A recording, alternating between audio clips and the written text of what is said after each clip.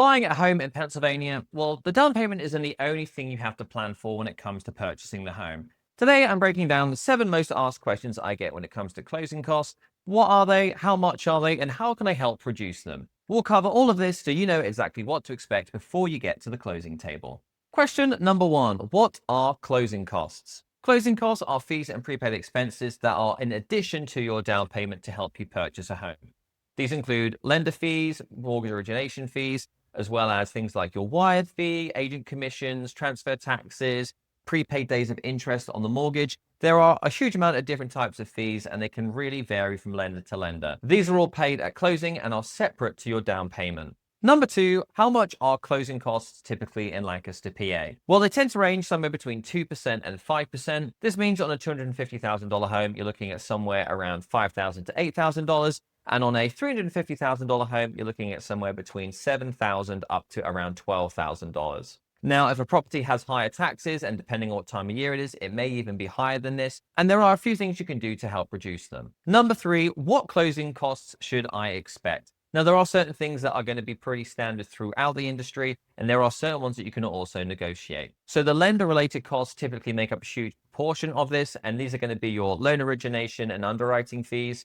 You're also going to have your credit report and processing fees, and then the appraisal cost as well. An appraisal is probably going to run you somewhere from like $400 up to $1,000. Overall, these should typically fall into the 1% to 3% range, and these will vary from lender to lender, which is why it's worth getting a couple of different quotes from different lenders. Number 4, what are title settlement fees? Pennsylvania is a title insurance state, so typically the buyer is going to pay for title insurance policy, a settlement or escrow fee, and deed and recording fees. You will also pay for lender's title insurance. Now, what I will say is title insurance is optional. However, I would heavily recommend it because for a couple of $1,000s, you're going to protect yourself against any other major liens against the property that could come up anywhere down the line. So for such a big investment, I always recommend getting title insurance because you never know what could happen in the future. Question number 5, what prepaid cost and escrows should you budget for? Now, these aren't true fees, as in they technically aren't additional charges to you.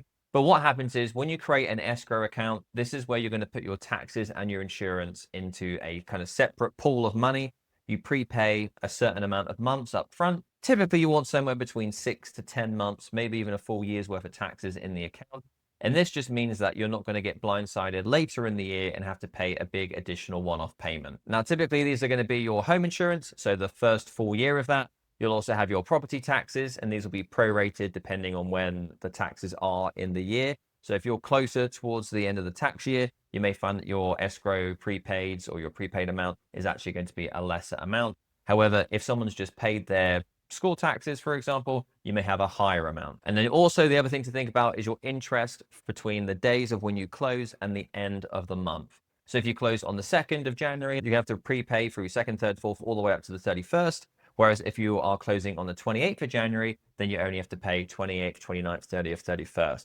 So this can be a big difference, somewhere between like, $1,000 for a smaller mortgage up to $2,000 to $3,000 for a larger mortgage. Number 6, can you negotiate these fees? The good news is, yes, you can negotiate. Seller assist is very common in Lancaster, but the more seller help you ask from a seller, the less likely your offer is to be accepted. Now, there are things you can do, speak to your agent about potentially increasing the sales price, etc.